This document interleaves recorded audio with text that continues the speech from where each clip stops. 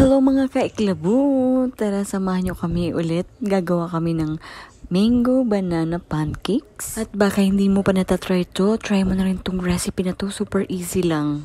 Tara na! Meron akong 3 large banana, 1 cup puree mango, 2 eggs. Then after nyan, haluin naman natin to. Maglalagay rin tayo ng 1 cup na oat flour. Continue lang natin yung halo natin dito. Sunod na ilalagay natin yung 1 teaspoon na baking powder. Bali yung pamangkin ko nga pala yung naghahalo dyan. At pagkatapos niya maglagay rin tayo dito ng 1 tablespoon na oil, vegetable oil. At ready na nga itong lutuin. Gumamit ako ng non-stick pan. Tuwan-tuwa nga ako dito sa aking mga pamangkin kasi sila yung mga assistant ko dito. Mukhang maaga ko yata silang matitrain. At pagkatapos nga natin maluto yung ating mga pancakes, maglalagay naman tayo ng maple syrup at saka ng fresh blueberries. At mukhang excited na nga silang kainin ito.